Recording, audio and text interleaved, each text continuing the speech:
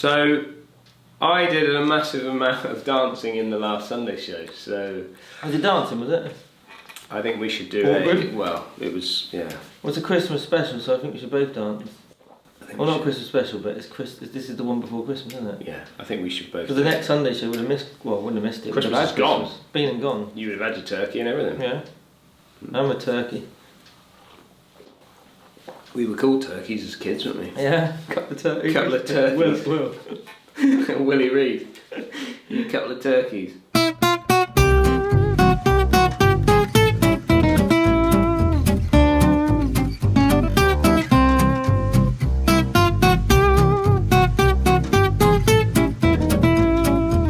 Good morning, everybody. Welcome to the Sunday morning show. Good morning, Leicester. Good morning, Dan. How are we? Very good, thank you. Very nice hat. Thank you. Last Sunday morning show before Christmas, so hence the hats. I am excited for Christmas. I'm also very tired and looking forward to a little rest. Do you know why? I don't think I'm going to Do you know why I'm excited? Why? Because this week on the channel we have... What have we got this week? Christmas special. Oh, the Christmas gathering. Christmas get together. Christmas get together. The Christmas get together at Royal North Devon. We'll come back to that later on. We'll have a chat about what's going to be happening on the channel this week coming up. We've got some special stuff for you for Christmas and New Year, actually. Yeah. Got some New Year stuff for you as well. So this week on the channel, we have been at Newport. Now, there is a lot of ups. Before I get to that, you must be think about your year on the channel. Yeah. Okay. And you've built up quite a following, haven't you? No. There are a lot of people out there, and I think there's a lot of people doing this right now, nodding. Yeah, No. yeah. I'm a Leicester follower. No, there's a lot of people who don't like me. I get quite a few. But You don't get. I do. You get very few. You get very few of those comments, but you get a lot of people who are super positive of what you bring to the channel. But also, when you're not there in a week, so when we've been away this week in Newport, and you were ill. Yeah, I was invited on that trip. It was the week after. Do you get invited? No, just come along. I was going to say, just turn up. There's no invite. No, so we'd just come back from France that previous weekend. Or in fact, we weekend. went to Wales because we were supposed to be going to France, so but we didn't go to France. No. So yeah, I was just feeling a bit run down, a bit below the weather. That's a bit below the weather, yeah. Yeah. So yeah, we had quite a tricky, not a tricky trip. It was a busy trip. So we were trying to ram it in. So I'd worked Wednesday, Thursday, Friday. Yeah. We went Saturday. Got the overnight ferry across France from Portsmouth. Yeah. And then we drove sort of 5 hours across France. Played golf. Next day we played golf. 18 holes in the morning, then we played in the afternoon as well. And you drank too much. And we drank too much on the nights. And on the ferry, you drank too much on the ferry as well. Yeah, so I mean, we came back late. We got back in late Tuesday night, and it was 100 mile an hour. And then I was in the shop at 6:30 doing the comp on the Wednesday. So I worked Wednesday, Thursday, Friday, and then by Saturday I was done. So yeah. Well, I think this year as a whole has been hard because we've been trying to juggle everything. We've got the pro shop here at Torquay, and that is its own business, and it takes time for us to run that and do all that side of it, and and things that happen at golf clubs on a regular basis. Trying to deal with those and juggle those every day is hard enough. But then trying to sort of put the channel into that as well and create the videos that we create and go and travel and do what we do. And this year has not really been a travelling year. I mean, we've not done much travelling this year. No, but we've really sort of stepped up, haven't we? We've gone from nothing. We didn't have a YouTube channel this time last year to running a shop, and you're producing at least a video more or less every day, and then some days 2 days. So it's quite a lot of filming. So it is. But we're very much enjoying it. But I just really love the fact that there's lots of the audience have warmed to you as an individual, and you must I think they have to everybody. They have to yourself. I mean, it's obviously your channel. Well, they love Wilbur, don't they? Yeah. They love your Wilbur. Brother as well. Your brother's a good character. Yeah. We've had some good characters on there. We've had James Pickard's been on there. Pickard came on there. Lee obviously as well. There's lots of different people probably like different characters, aren't they? But I would just say that we are ourselves on camera, aren't we? We're just what we're like if you walk in the shop, and I think it works, really, doesn't it? So this week we've been at Newport, as I said earlier. We've been at Newport Golf Club, which I've got to say, like, I've never been to Newport. Have you played Newport before? No. Never been to Newport, and what an absolute delight. It was such a good golf course, and definitely it's probably overshadowed by the fact that Celtic Manor is just around the corner from there, but if you are up in that area, definitely we did Rolls of Monmouth and Newport. That looks special as well. They were stunning, absolutely stunning, and yeah, so definitely worth a trip up there at some stage, or down there, wherever you're coming from, to visit the place. But it's two lovely golf courses we played at, Rolls of Monmouth and then Newport, and we did the scramble. We did the three. We needed you. We 100% needed you. You did. We did need you. We missed We'll out. do that one day, I'm sure we will. We might get it done. We might get it done, but we're definitely. We don't, isn't it? Well, the reality is we're definitely not getting it done for 2020. No, because we're done with the scrambles now, aren't we? We are all out of scrambles, and but it was scrambled out. Yeah, and we recruited Paul in especially to help us out, but he was quite. He didn't get it. He hadn't played scramble for a long time. He didn't play. He was just like, this is not happening. Like, he couldn't believe that we weren't shooting a 59. I think it was just like, what are we doing? So, but yeah, so it was a good trip. And Peter the Marshal, legend. Was he? Absolute legend. Now, the thing with Peter the Marshal, right, is he came out to show us the 13th hole, because we started at the 13th. So he drove us, like, don't worry boys, I'll get you out to the 13th. So we followed him out. He said, I'll just watch the first hole. So he's watched the first hole. He's like, I'll just watch the next couple because it's heading back to the clubhouse. He came all the way around with us. He absolutely loved it. Is it a paid job? Is it a paid? I'm assuming it's a paid job or some type of. He shouldn't have got paid that day. His membership and thing. But he had to keep control of us. But he absolutely ruined Lee. Lee was hitting some shots, and Peter's like, he's just shaking his head. Every time Lee got his driver out, Pete's just in the buggy shaking his head. But yeah, so it was really good fun. So if Peter, if you are watching, thanks for sharing us or showing us around the golf course. You know, lots of enjoyment from that. So I've got a question from Greg Chappell. Greg Chappell, hello Greg. Hi Greg, and he has just mentioned about you going to America to university. Okay, yeah. 2001 or 2, I can't remember now. He's interested to know how this happened and came about. Were you drafted? Were you scouted? Did you apply, etc.? Yeah. Did you stay on campus? Yeah. Was it all golf? Was there any actual tuition studies? There was lots of things. Tell them bowling. They love their bowling, don't they? What did you achieve? Yeah. General summary of what it was like. Good points, bad points. Any stories you have? People you met, still in contact with? Yeah. So it's quite a good question. We've got Craigie, yeah. So he's a +4 handicapper with the new +4 now? Yeah, with the new World Handicap Index. England international, isn't he? He appeared in one of the vlogs back when we started, maybe March, April time at Yelverton. We played a little foursome, so the link will be somewhere down here, will it? It'll be up there. It'll be there. Or we'll probably show him a few shots. So we'll do the link for Yelverton, so we'll get that one in there. And then I'll also put a link at some stage. There'll be a link of his what's in the bag. So we did that with Craig as well. So Craig's appeared on the channel. Brilliant. Now he's off to. He was supposed to go to university earlier in the year, obviously in America. August, yeah. But with COVID and restrictions, he hasn't gone yet. But I think he's going early January. He's going on the 4th or 5th of January. So it's quite a good question, really, to relate to that. So so how did you? What happened? How did you go to America? Well, I went.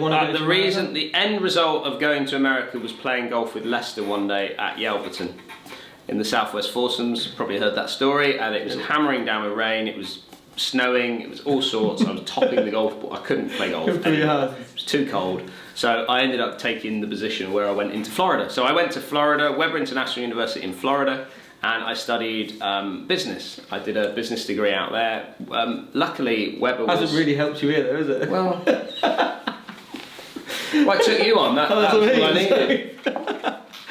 So Weber was actually the #1 business college in Florida. So it was really good school. Small school. It was an international school, so there was lots of kids from all around the world there, which was an amazing experience. But I went there because it was kind of the thing to do, I think. You know, I wasn't really a big into education. Like, I didn't do that well at school, if I'm brutally honest. Like, I got through it.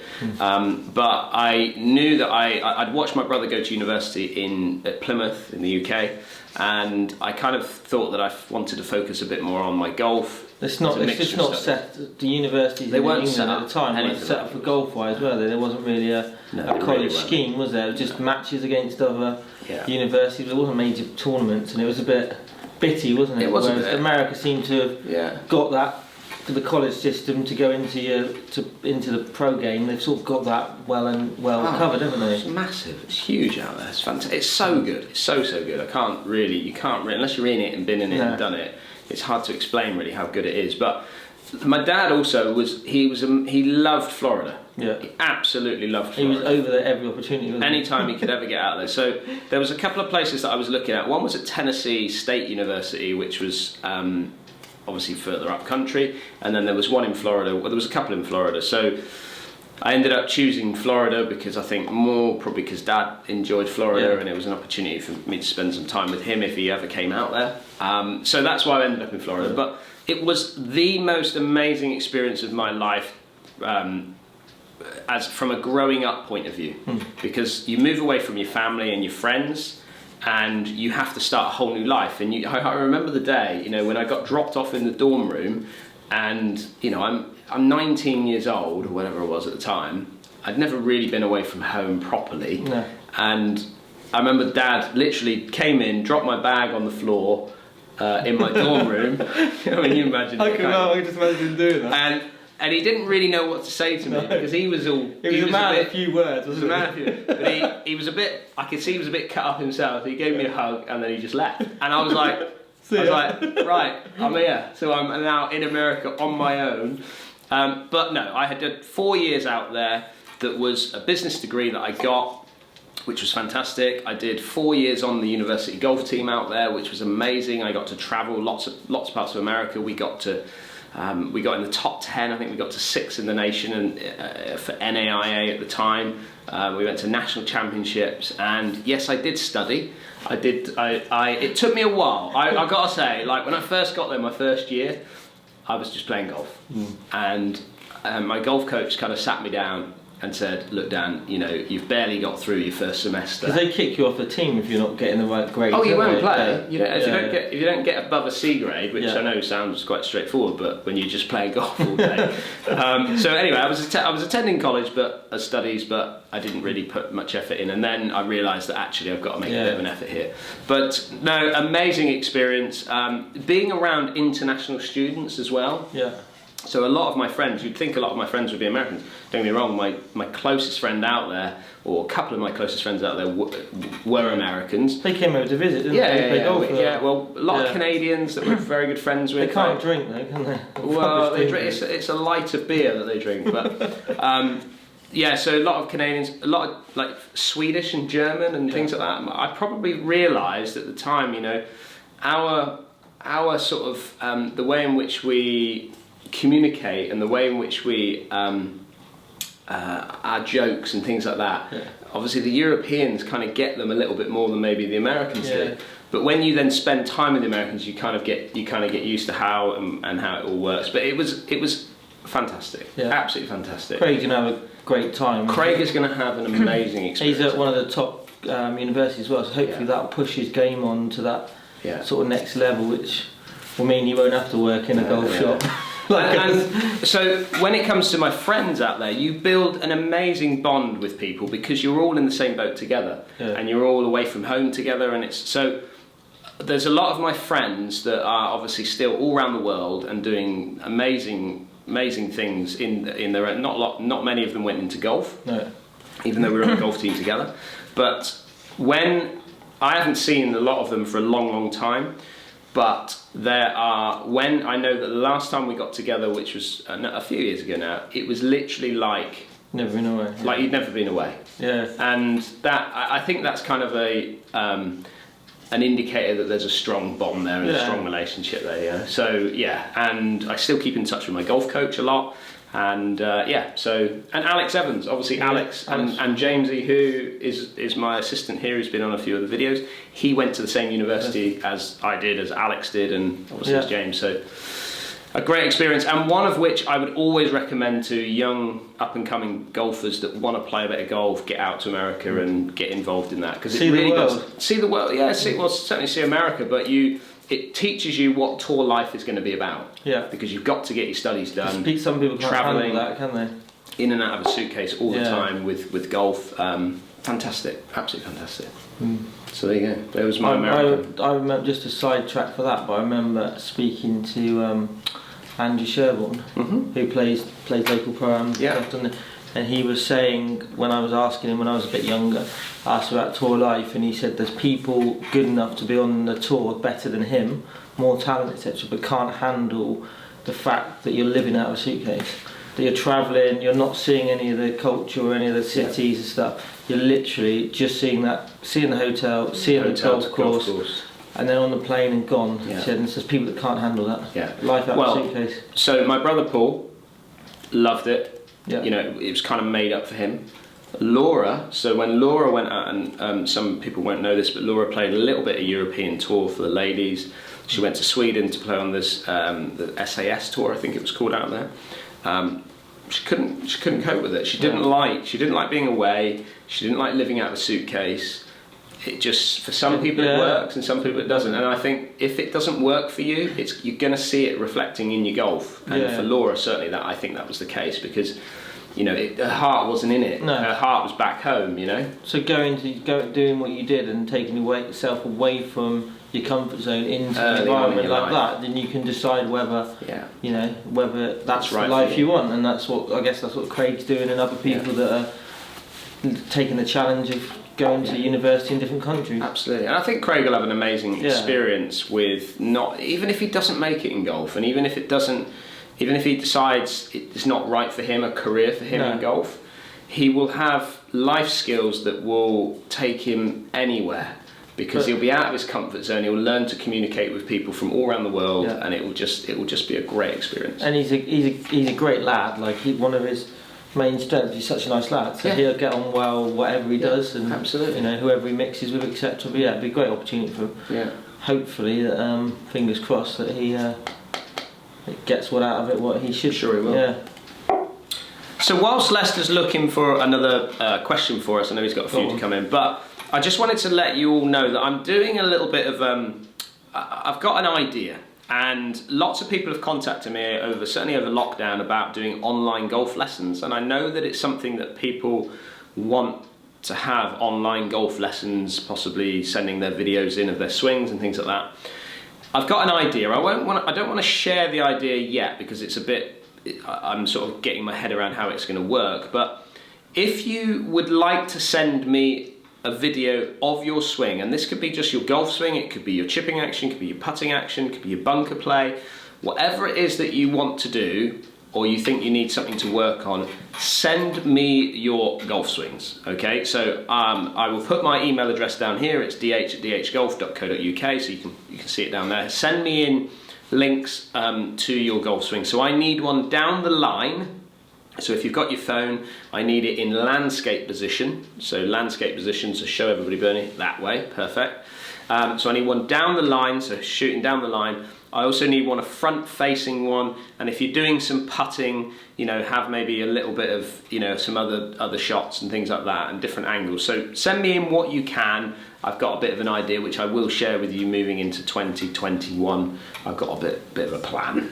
So I've got a question here from Richard Hurd. Richard Hurd? Do we know? I know no, Richard. Different Richard. Yeah. Hello, Richard. He's a member at Tiny Park. Okay. And he's basically talking about he's lost distance, or he feels like he's lost distance. He's had a 15-year break. He's 49 now. Yeah. And he was a 12 handicap before his break. Now he's off 8, so he's improved golf-wise. Yeah. But his yardage are well down from what they used to be. Okay. And which isn't a problem until he gets lower in the bag.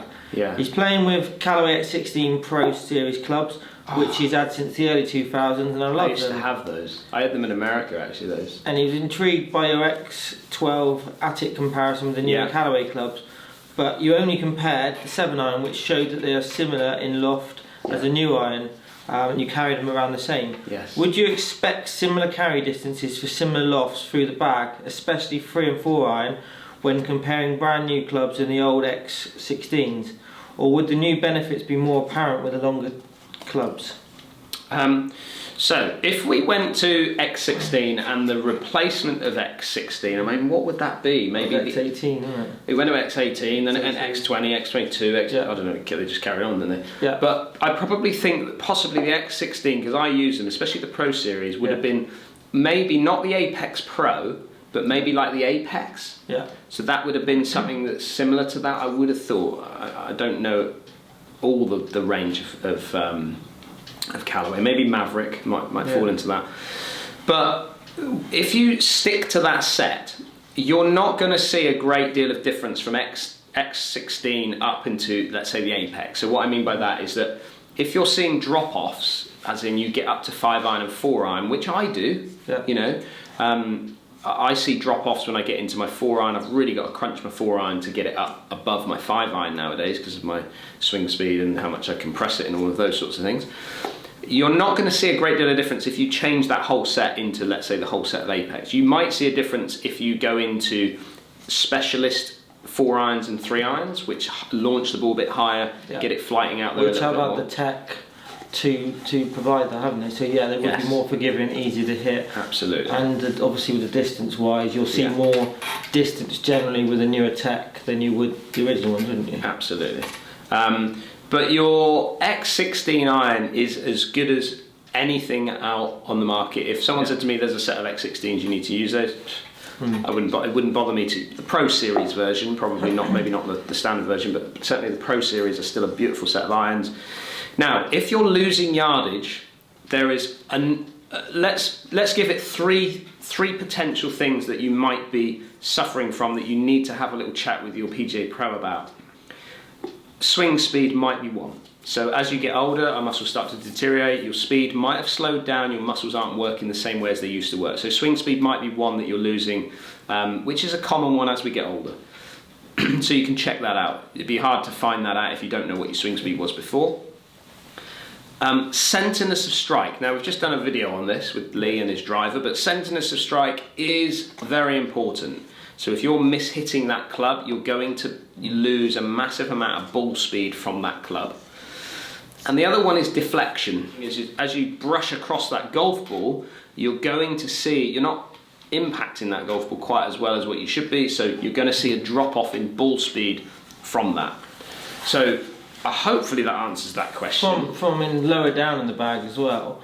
Don't forget now we've got more specialist wedges. So when you bought your X16 in a day, you'd have bought your 3 iron to sandwich. So you'd have had your X16 sandwich. Nowadays, they have specialist wedges, and you more or less finish at your wedge, don't you? Yeah. So a lot of these specialist wedges, I personally notice I don't get the same distance as I'd get out of hitting, the wedge set. Yeah, the wedge set. Yeah. And for me, there's quite a big drop off. I feel like I have obviously more control and better feel with the specialist wedges, but you'll notice a drop off. So if he was using a sandwich in that set and then suddenly you might see the ball speed go up a fraction in the set than you will to, let's say, the specialist wedge, like a blade to so you definitely lose distance down the lower end as well if using specialist wedges. But the most common one is that you'll lose distance at the top end because you're just not getting the compression into it's to do with the speed of how you're hitting it and then the loft of what you're pushing into the ball. So that's the most common. That's the one I struggle with, and I've just done a video with Will, which you see, because he's got power, he can push it out there, so his 4 iron still goes a long way. Yeah, but I mean, then again, if he's the guy that we're talking about is improved by sort of 4 shots, he must be doing something right. He must be more accurate. I was going to say, there's many parts of the game, isn't there? I mean, people always look at different players and say, oh, he can't be an 18 handicapper or he can't be a 4 handicapper. Well, he might be very good at chipping and putting, or he might be off 18, strike it like a 4 handicapper, but can't get the ball in the hole. I mean, we've seen that, haven't we? So, what do you mean like that? It's a bit harsh. It's Christmas. Be nice to me. Sorry. God. So yeah, hopefully that covers that question for you. Yeah. This week on the channel, then, we are at Royal North Devon. It's our Christmas gathering. Yeah. And it was raw. Oh.